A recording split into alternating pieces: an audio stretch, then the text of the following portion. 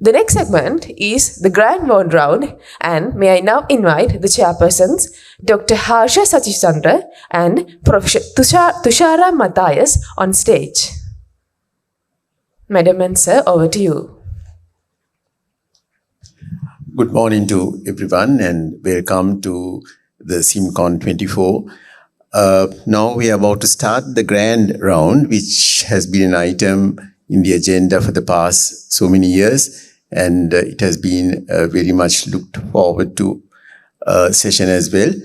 So to begin the session, the first case would be presented by Dr. Harindra Karunatilake and his senior registrar. Dr. Harindra Karunatilake is consultant physician, specialist in internal medicine, National Hospital Sri Lanka, member of the Royal College of Physicians, London, honorary fellow of the Sri Lanka College of Physicians. He has won the President's Award for Scientific Research awarded by the National Research Council of Sri Lanka for the years 2013, 14 and 15. He was a council member of the Sri Lanka College of Internal Medicine in 21, member of the editorial board of the Sri Lanka Journal of Medical Research, and also of the Asian Journal of Internal Medicine and the Journal of Ruhun Clinical Society. He has more than 50 publications to date. May I now invite Dr. Harindra Karunatilake and his senior registrar to present the first case. Good morning, everyone. Today, I'm Dr. Piyum, Senior Registrar attached to National Hospital, Colombo. And today, my consultant, Dr. Harindra Karunatilake, and I will be presenting an interesting case we came across in the recent past. As the title says, it's beyond the usual suspects when one disease wears multiple disguises. So here we are going to discuss about a complex disease which comes to us in many disguises. So moving on to the case history, this is a 25-year-old female who is unmarried, and she had a diagnosis of epilepsy, but her compliance and follow-up was suboptimal, therefore the disease was also poorly controlled. However, the presentation to us was with a different type of presentation, where she came with shortness of breath on exertion, orthopnea, and paroxysmal nocturnal dyspnea for a period of 1 week. In addition, she also had another complaint where she complained of a right-sided upper limb weakness associated with the headache, again going on for a 1 week's period.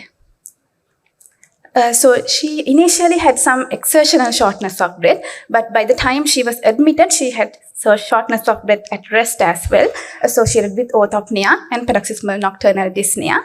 However, she did not complain of any acute chest pain or any history of angina. There was no lower limb swelling, abdominal distension, and she had normal urine output and did not complain of any excessive froth in her urine. In the history, we could not elicit any history to suggest anemia, or nor were there any features of hemolysis as well. Apart from the shortness of breath, she did not have any other respiratory symptoms, and she denied a history of fever as well. However, she did complain of some generalized malaise, arthralgia and myalgia, which she has been feeling for past 2 weeks. However, history did not elicit any distinct inflammatory type arthritis. Apart from that, her other complaint was a neurological one, where she complained of a right side upper limb weakness. It was of sudden onset. However, over the past 1 week, she did not notice any progression of the weakness, and it was a slight, very mild weakness that she has noticed. There was no other neurological deficits in the history, and she did not have any seizures during this period. However, she did complain of a headache. It was of a subacute onset headache, not the typical thunderclap headache that is described. And with this, she did not have any photophobia, phonophobia, fever, or any evidence to suggest any features of raised intracranial pressure. So moving on to the past medical history, of course, she carried a diagnosis of epilepsy when she presented with generalized tonic-clonic seizures about 4 years back, but her adherence to follow-up and medications was suboptimal. Therefore, the disease control was also inadequate, and we did not really have a lot of access to the previous records at this point. An important thing to note here is that by the time she was diagnosed with seizures, she was a well-functioning adult. She was about 21 years, and she was working at a private company. However, over the past 4 years, she found it very difficult to concentrate on her work, and she had to actually quit her job as well. And over the course of past 4 years, there was a significant impairment in her quality of life. So on admission to our ward, her GCS was 15/15, and of course, general examination was unremarkable. She was not pale, there was no fever, no ankle edema, no peripheral edema. However, cardiovascular system examination revealed some interesting findings. Her pulse rate was regular, it was 88 beats per minute.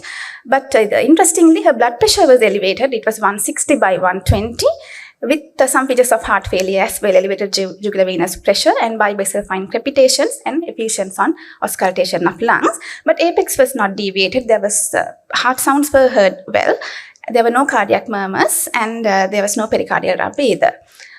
On neurological examination, of course, there was a slight right-sided pronated drift, but apart from that, rest of the neurological examination was unremarkable. However, fundus showed grade 2 hypertensive retinopathy.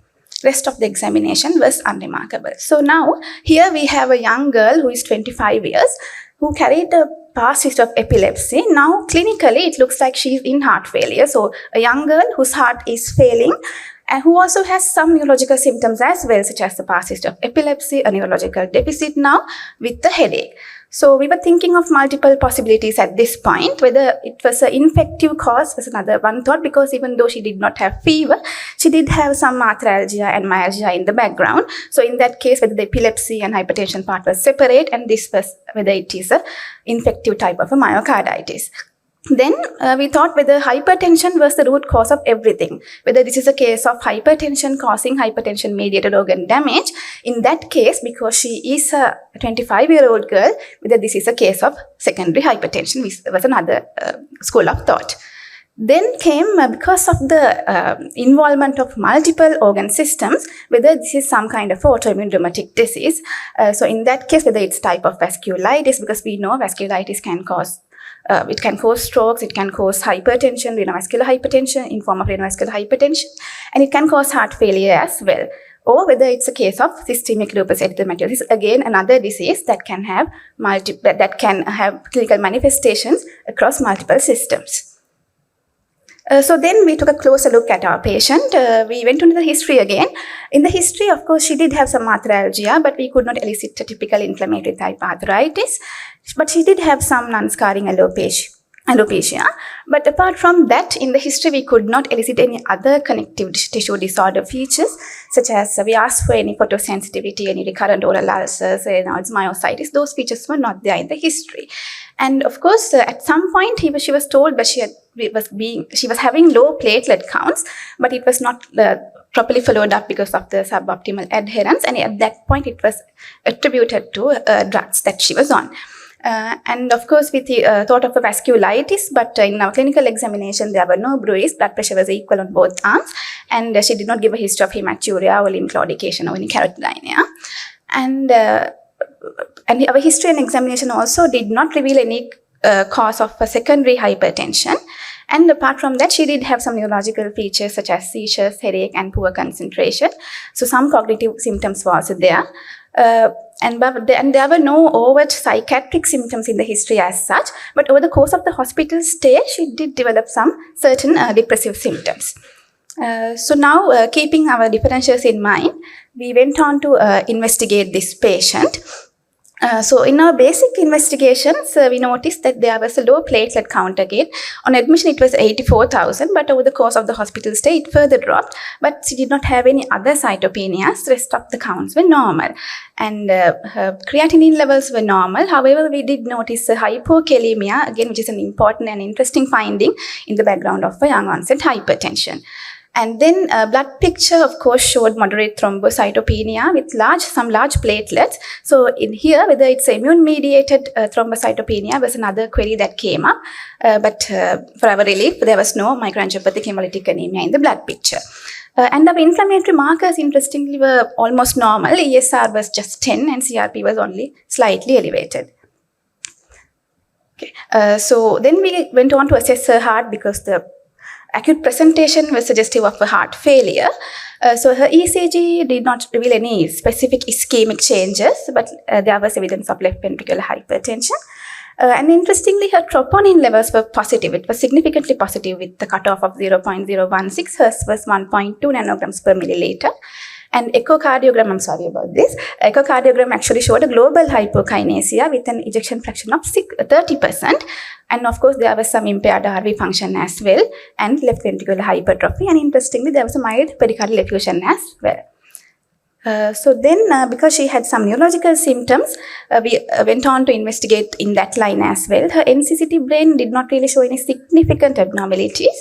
However, further imaging showed that there were multiple small foci of diffusion restriction with enhancement involving bilateral cerebral hemispheres and cerebellum as well.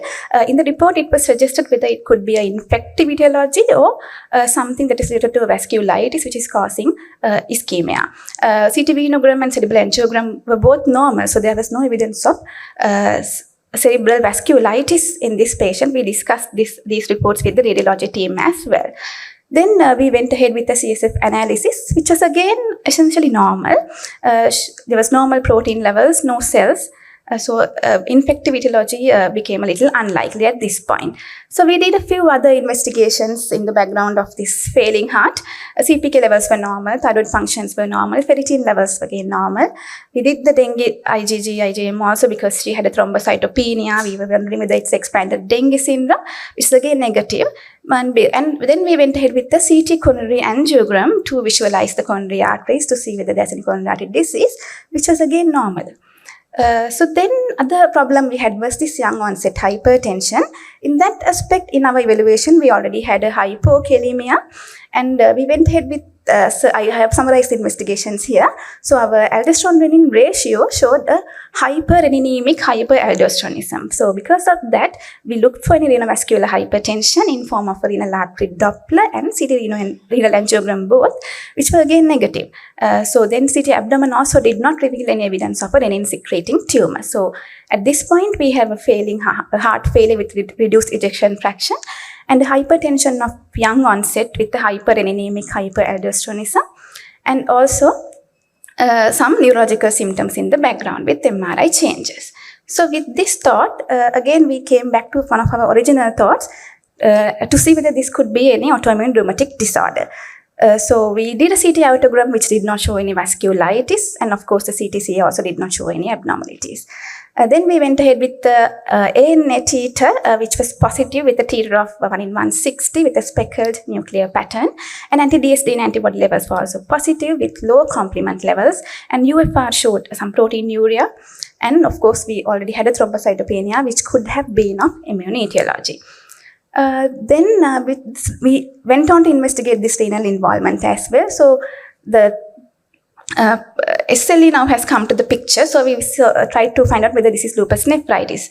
So of course she had a normal creatinine, but there was a subnephrotic range proteinuria.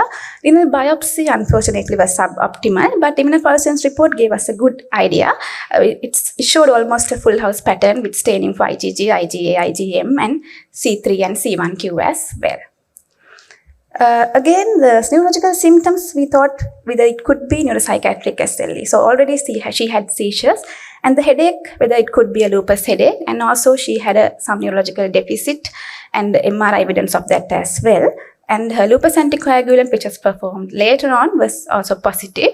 And in the background, she did have some cognitive impairment and some features of some depressive features, which could represent a mood disorder associated with neuropsychiatric SLE. So now we came to this diagnosis of with the clinical picture and everything, all the investigations we had, we thought whether this could be a systemic lupus erythematosus. In that case, it had a plethora of clinical manifestations. The acute manifestation, however, was heart failure.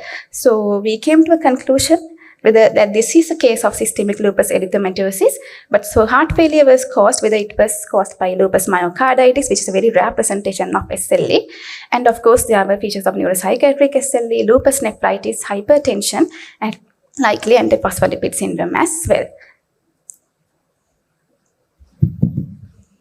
Good morning.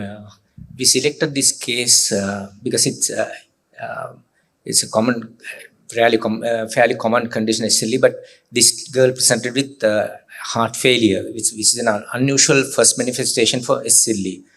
She went on to develop all full house of complications later on, but this first presentation was acute heart failure, so we thought it's an interesting case to present. And I will take you through a few relevant facts related to the case that will help you if you find a similar case in the future. Survival of SLE patients has improved dramatically over the last 20 years because of the current treatment. So only about 10% of people die within the first 5 years. So the women who survive beyond 5 years of the diagnosis usually die of cardiovascular disease rather than SLE complications. So the hypertension is as we all know, hypertension is a risk factor for cardiovascular disease. And apparently, according to the literature, hypertension is common among SLE patients. So hypertension, it's in some cohorts, there's one cohort of 40% of patients. In that cohort, about 40% of patients were hypertensive, SLE patients. And pathogens, as usually, it's not fully understood. It was immune dysfunction, inflammation, renal involvement, and drugs all have been implicated, but none of them have been confirmed conclusively. And as in our case, there are hyperenemia also noted in some of the case reports. And as we know, hypertension is common in lupus nephritis, but hypertension has occurred in SLE patients even in the absence of SLE nephritis. In one series, about 53% of patients were having hypertension without having lupus nephritis concurrently. So far they have tried to identify a pathogenically related antibody to hypertension, but so far we have not come across any pathogenic antibody. The treatment is again, ACE inhibitor is the drug of choice because it is shown to delay the renal involvement in SLE if they present with hypertension without lupus nephritis. And myocarditis is a rare, often fatal complication of SLE. Unfortunately, not a lot of data in the literature to go by. Most of our knowledge is based on anecdotal case reports and many case series.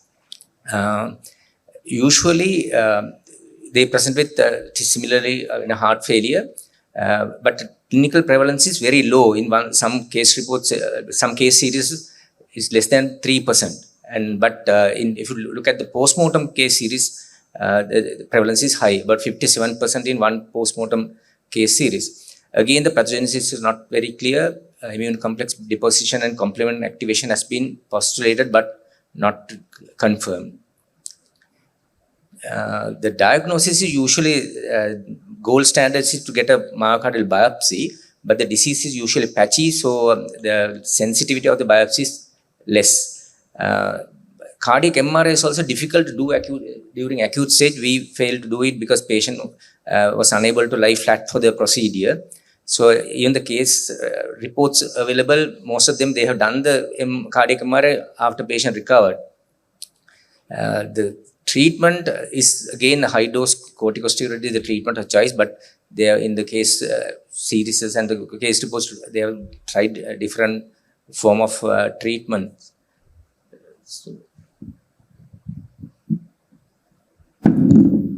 Okay, so this is how we managed our patient. So I will just, initially it was basically the supportive treatment of heart failure, and for seizures we continued the anti-epileptic drug she was on, and hypertension was initially managed with Premaratna because we wanted to evaluate her further. Later on we changed her into ACE inhibitor resistance. And then moving on to the specific management of this case, we liaised with the rheumatology team and the nephrology team, and we pulsed her with methylprednisolone and for 3 days, which is followed by high-dose oral steroids. And also because she had significant myocardial involvement and neuropsychiatric involvement, we went ahead with cyclophosphamide pulsing as well.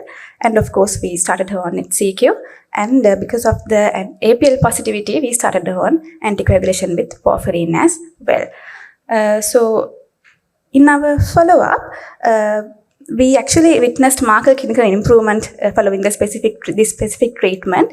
So her heart failure symptoms plus her neuropsychiatric symptoms both actually improved, and we have performed a repeat echocardiogram about 1 month later, which showed an improved ejection fraction of 50% as well. So initially it was 30%. So there was improvement, and actually there was marked clinical improvement as well.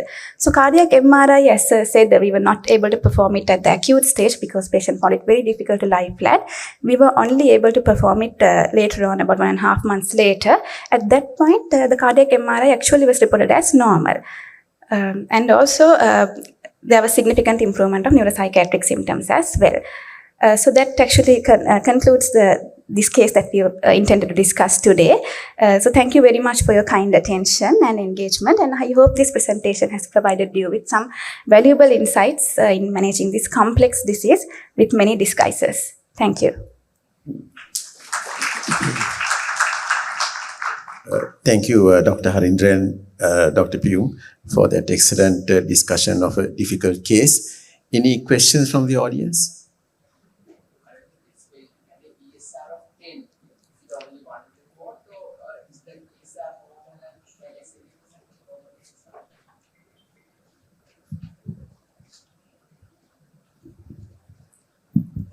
I'm not sure. I don't have any data to say what is the percentage of SLE patients we have normally is. I'm not sure. This patient, I think, continue to have low ESR, probably because of heart failure.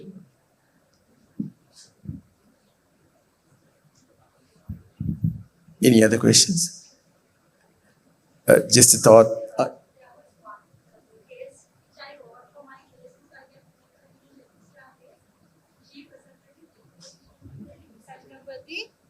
And she had some renal look. Actually, the creatinine on admission, it was 2 weeks history.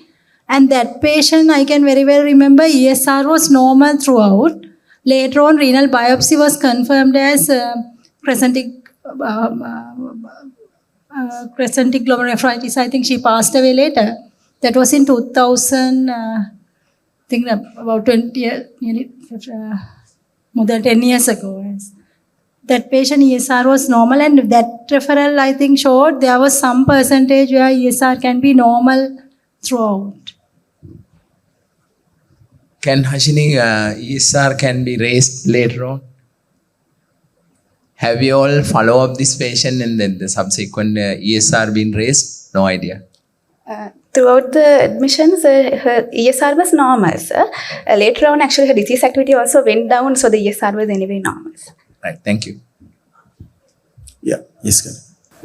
For that excellent presentation, you said you have started around operation. Is there any plot or any clinical clot formation or anything? Yes, sir. Evidence of a stroke. She had a pronated rift, and the MRI brain showed some diffusion restriction area. That is over skin. Okay, thank you. Just a thought, the patient had presented with acute heart failure as well. So was there any concern about loading her with IV imidacloprid? That's an unusual situation in a patient with SLE. Actually, we were a bit desperate. It's a young girl who's basically with the heart failure ejection fraction 30%. And when we came to the diagnosis SLE, then we went through the available case reports, and most of them were anecdotal reports. And then the fatality was very high, actually. So we thought of the people, most of them have treated them with material pulses. So we went ahead with that. I think we were a bit desperate as well.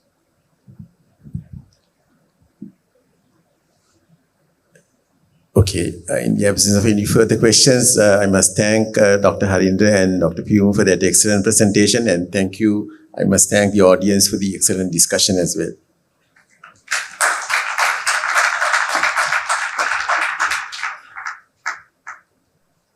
We next move on to our second grand round, which will be presented by Senior Professor Ranjan Premaratna.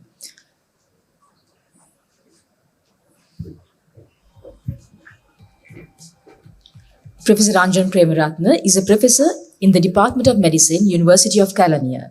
He is an honorary consultant at the Teaching Hospital, Ragama.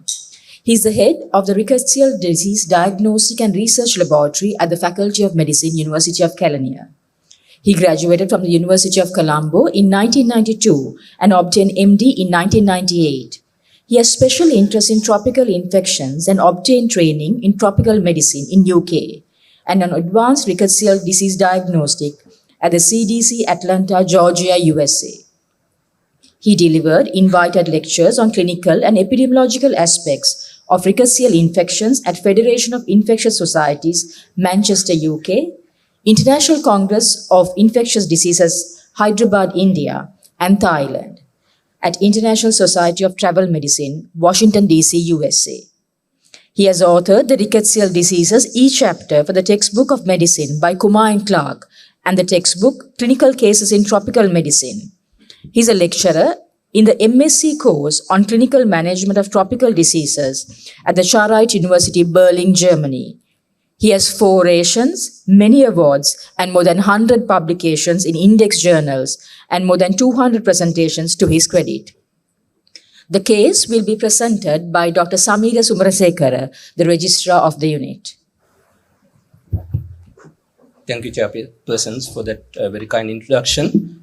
Today, I think we are going to focus on a more common scenario, a bit of a complicated case, but we are going to make it more simple and to carry some sort of take-home messages as well, and how sort of we could project this information for our future management as well, just to enhance your knowledge, that's all. Nothing much, probably serious or well advanced. Yeah, Sameera. Yeah. Good morning, sir. Good morning, everyone. So,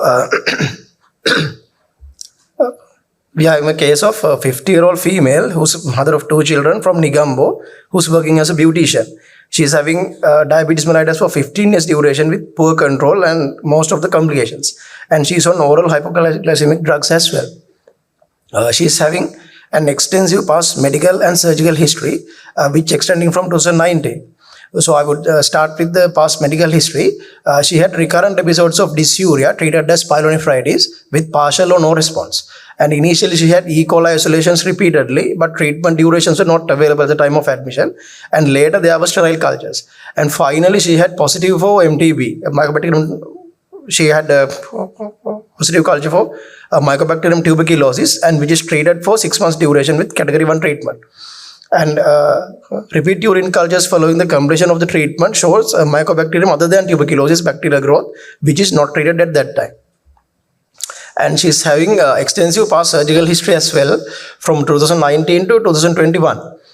She had posterior repair with Kelly's repair for rectocele and cystocele, total abdominal hysterectomy with bilateral salpingo-oophorectomy for fibroid uterus, and left-sided vertical rectus cutaneous flap and vaginal vault elevation and fixation, during which damage to the ureter and ureteric repairing and stenting was done at that time.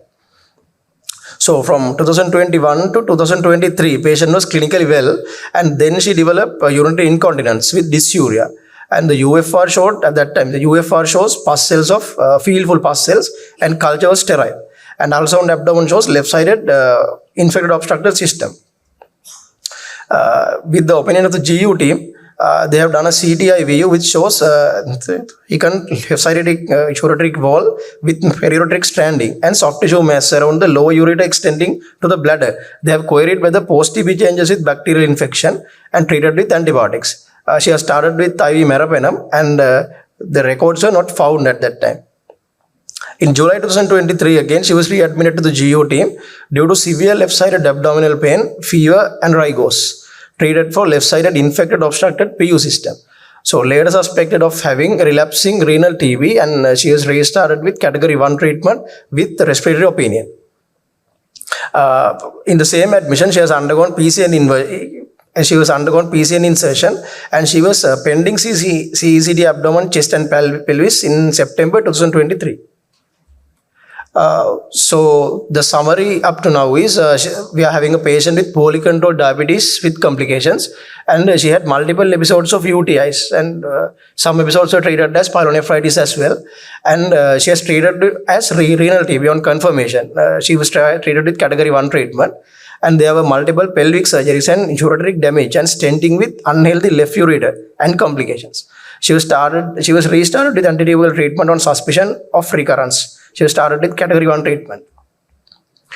So in the current admission, in August 2023, she was feeling unwell and feeling uncomfortable with body pains for more than 2 weeks. And she was feeling excessively sleepy and lethargic for 5 days. And nausea and vomiting was there. She was having high-grade fever with chills and rigors, severe loss of appetite for 3 days duration, and patient collapsed in the OPD at the time of admission. In the current admission, on examination, it revealed patient was having high fever, 102.3, and patient was severely pale, and she was confused with GCS of 13 out of 15 with no signs of meningism, and she was tachypneic with the respiratory rate of 34 beats per minute, and she was tachycardic with the heart rate of 134 beats per minute, and she was hypertensive with blood pressure. She was having 80/50, and saturation was maintaining on room air. This is a common clinical scenario that we all encounter in our OPDs, especially in the PCU. Now, Sameera, what are the likelihoods? I think you sort of attended to this patient on admission. What are the DDs that you encountered at this presentation? Yes, sir. The patient was on admission, she was febrile with low blood pressure. So our first DD was she was having sepsis with septic shock. And she's a patient with past history of renal TB, as well as she has been treated with category 1 treatment as well. So there's a possibility of adenosine crisis because she was having low blood pressure at that time. And also we suspected BK with severe sepsis since she's a patient with poorly controlled diabetes mellitus with poor glycemic control. And also on examination, it reveals patient was severely anemic. So we were suspecting whether there's a blood loss or sepsis-induced MAHA, or it can be varying combinations as well, sir. Okay. Now, you look at this. We are quite familiar with this as well. This is the steps in sepsis. You get the initial one, the SIRS, then going into the sepsis, then severe sepsis and septic shock. The initial recognition, the SIRS, is that somebody is coming with fever, which is more than 100, or in fact, it can be subthermic as well, less than 96, with a pulse respiratory rate of more than 20 and heart rate of more than 90. And if you get the WBC count, it can be high count up to more than 12,000, or it can in fact be neutropenia as well, with more than 10% bands. And the patient will be very dyspneic, washing off carbon dioxide, the carbon dioxide percentage will be low. I think it's a common scenario. Then going to sepsis definition, it is more than 2 SIRS criteria, and you confirm the presence or suspect the presence of sepsis. And severe sepsis is sepsis plus evidence of organ damage and hypertension and lactate of more than 4. And septic shock case is prolonged state of similar, where the patient's condition is going to be bad with multiple organ damage or severe hypertension. Yeah. Next slide. Okay, I just wanted to highlight this here a bit. Now this all what sepsis means, but I would like to draw your attention to E and S. This extreme pain and general discomfort, E stands for, and S is sleepy, difficult to rouse and confused.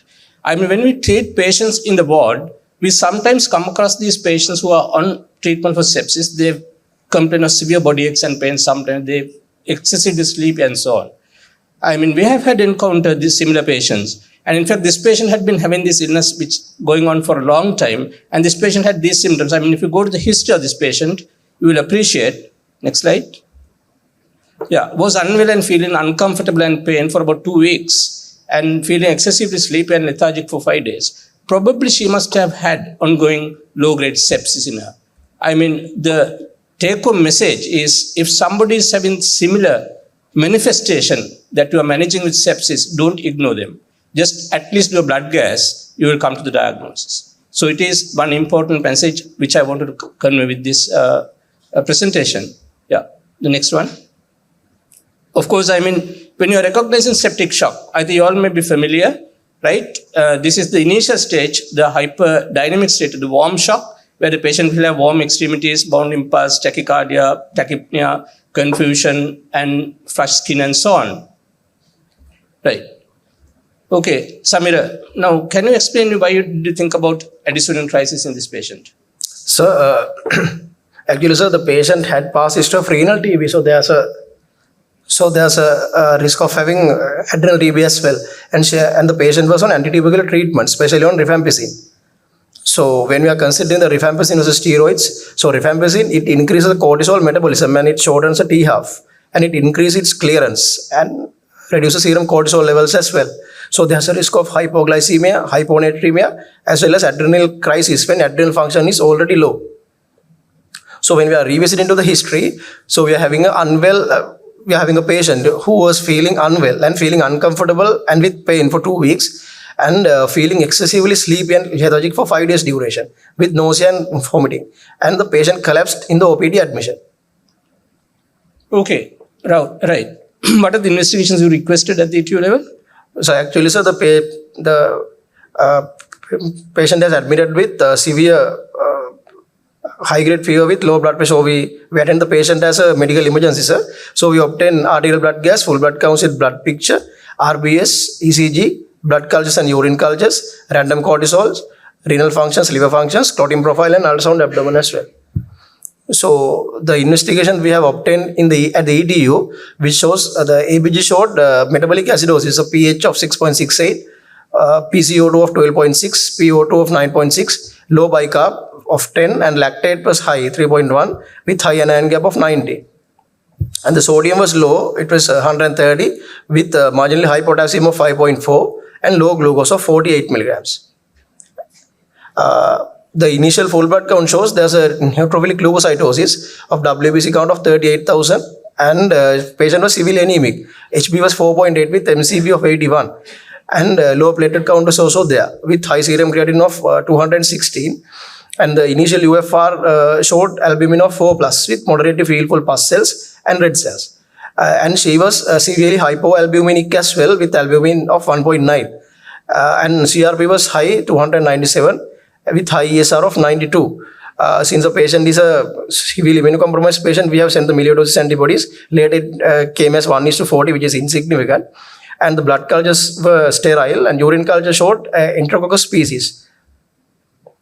And the blood picture and the coagulation studies shows evidence of MAHA due to severe bacterial infection. With that, patient was having INR of 1.6 and LDH of 294. So I'm outlined the management of the patient. So we have initially obtained the lactate levels and obtained blood cultures as well. We have initiated IV antibiotics, broad spectrum IV antibiotics, and after adequate fluid resuscitation, we have started with vasopressors. So I'll elaborate on the management briefly. So we have started the patient on isotonic saline rapid infusion of 30 milliliters per kilogram per hour. And with that, we have started 10% dextrose, 200 cc infusion over 20 minutes. And IV hydrocortisone stat dose was given 200 milligrams and empirical antibiotics, broad spectrum antibiotics, IV meropenem started.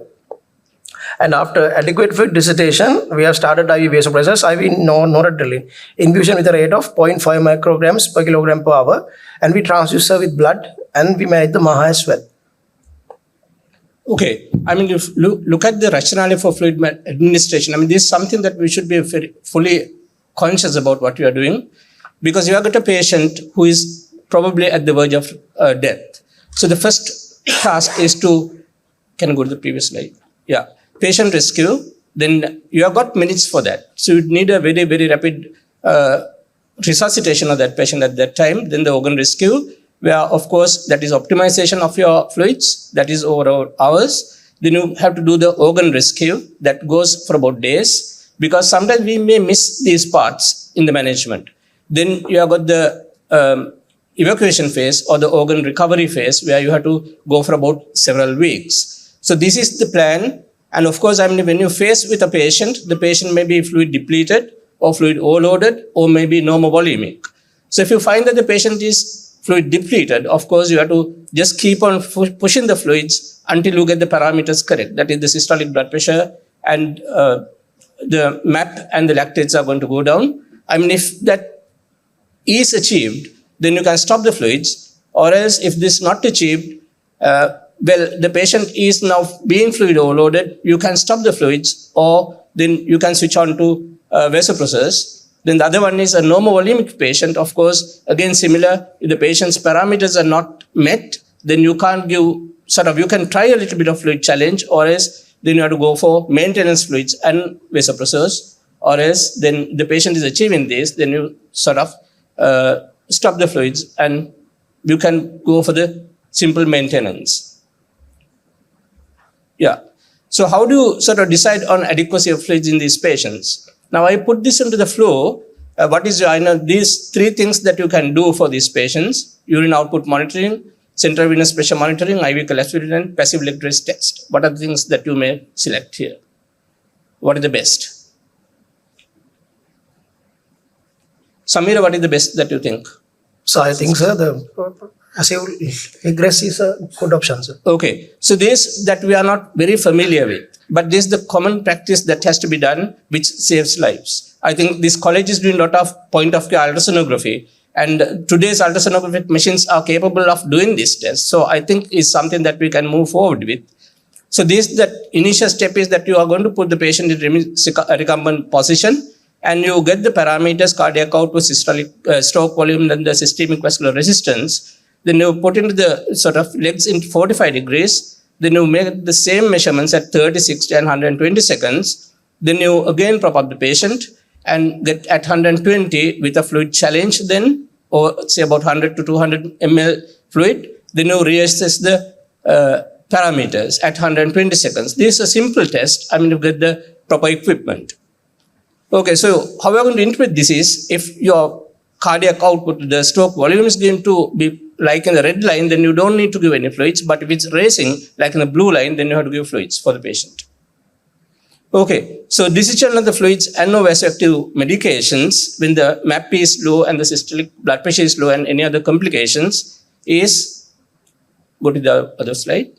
Okay, so this is the patient, you initially assess, then your passive leg rest test is less than 10%, then you can manage this patient with adjustment of vasopressors. But if the pressure change or the volume change is more than 10%, you keep on giving fluids and assess the patient's improvement. That is how you manage this with this passive leg rest test. Go to the next slide. Yeah, Sameera, what is the place of steroids? This is something, again, a controversial topic. What latest evidence you have got for this? So actually, sir, it's a bit of in controversy. So we came across this article, Place for Steroid Critical Care Explorations in January 2024, which shows the corticosteroids in sepsis and septic shock, a systemic review, pairwise and dose-responsive meta-analysis, which shows the corticosteroids may reduce the mortality and increase the shock reversal. However, may increase the risk of hyperglycemia, hypernatremia, and neuromuscular weakness. And optimal dosing is around 260 milligrams per day of hydrocortisone or equivalent. And clinicians and the patient should have more confidence in effectiveness of corticosteroids in treating sepsis and septic shock. So in our patient, in the initial assessment revealed, patient is having steroid deficiency, which is evident by low blood pressure, low sugar, low sodium, and patient was having marginally high potassium. Okay, so what is new about antibiotics? Go to the next slide. Now, this is a very, very recent publication on looking at whether the patient should need continuous antibiotics or intermittent dosing. This, of course, had been done on beta-lactams.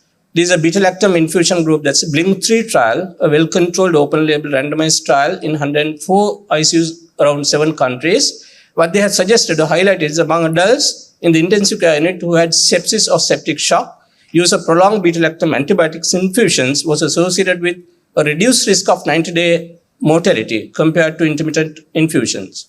The current evidence presents high degree of certainty for clinicians to consider prolonged infusions as standard care of management in septic shock. This may come into future practice probably, but remember that is for beta-lactam antibiotics, but can this be applied for each and everything?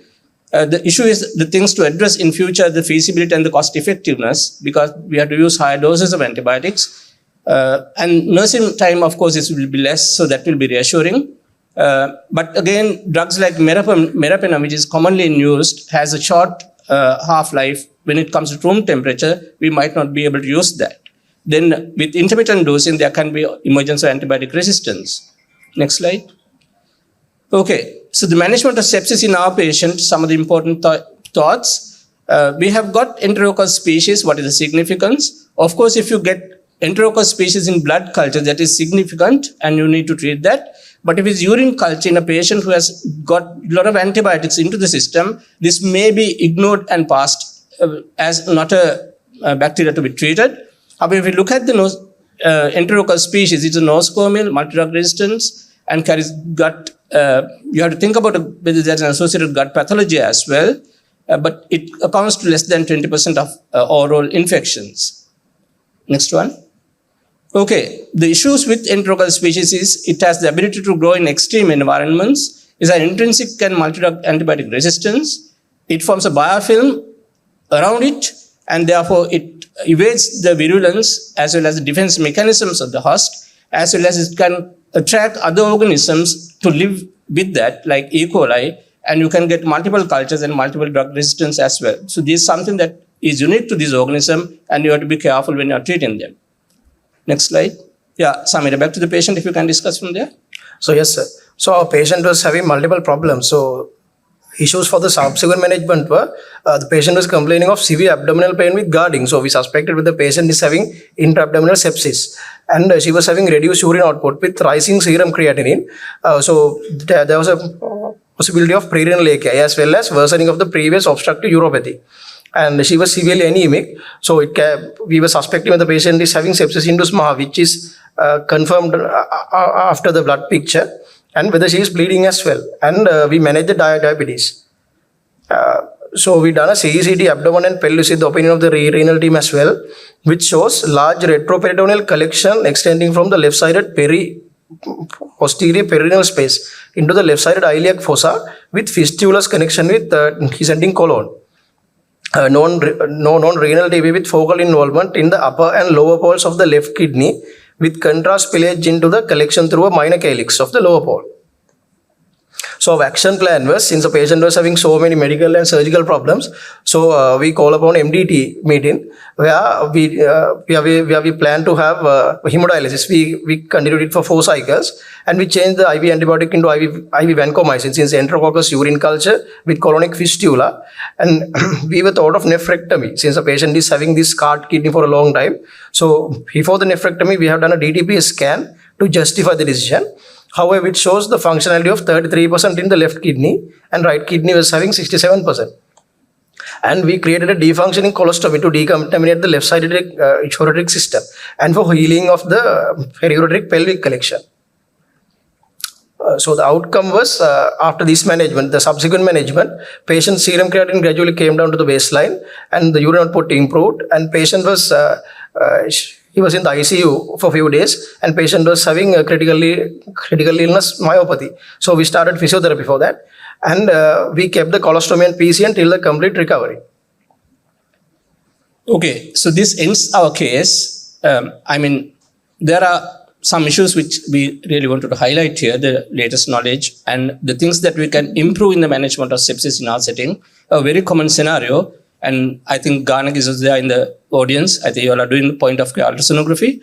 And I would ask the first question, which way that sort of we can improve the point of care ultrasonography in our settings so that they can sort of pick this, or they can use this straight leg raising test, Ganak, in the future. Is it a possibility? Because I know it's been done in the ICUs, but can it be sort of, can we use this in wards?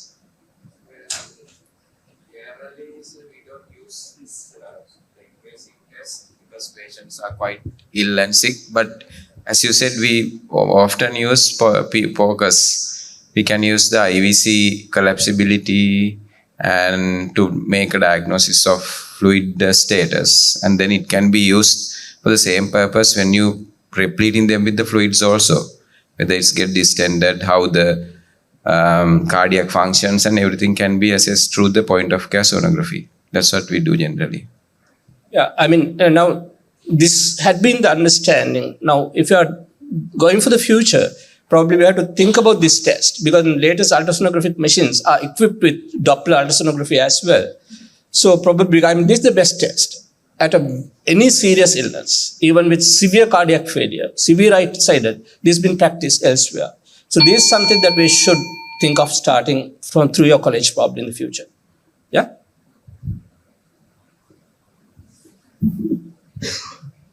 We have about 3 minutes left. Any other questions?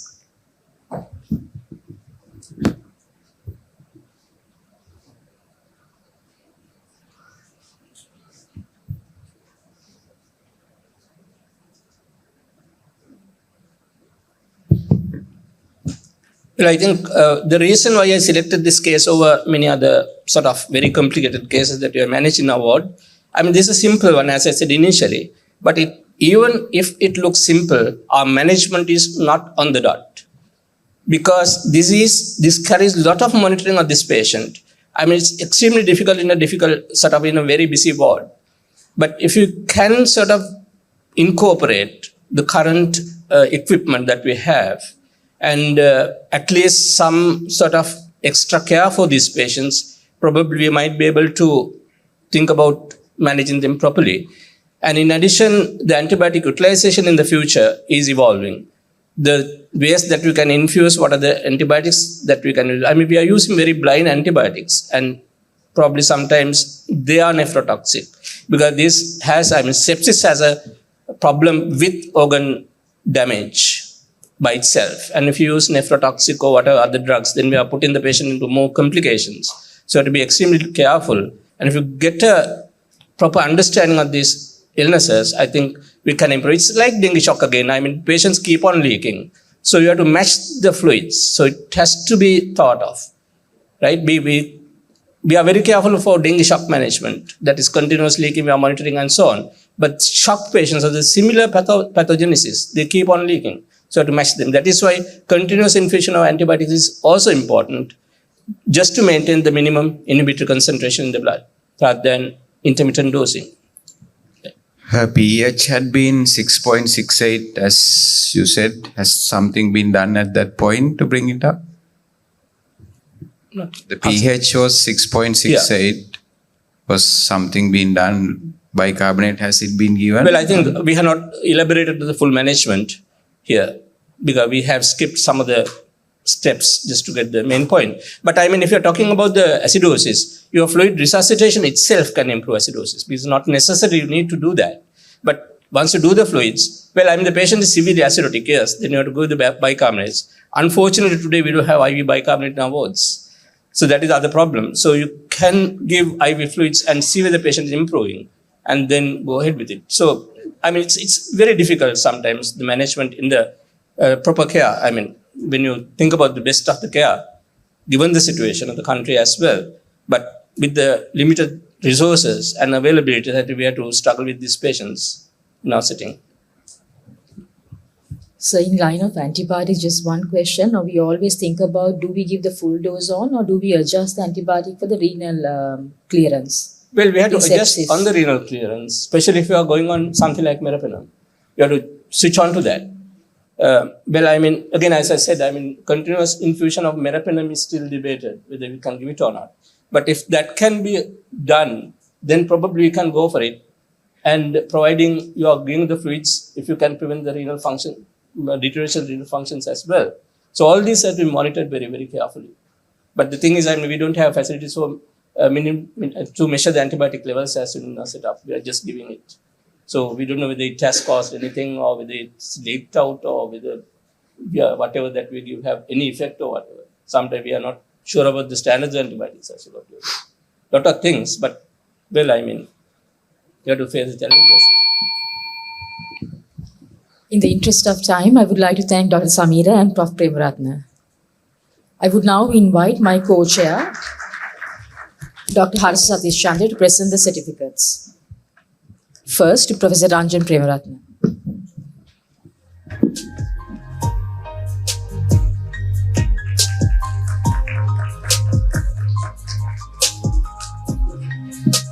I would like to invite Dr. Harindra Karunatilake on stage.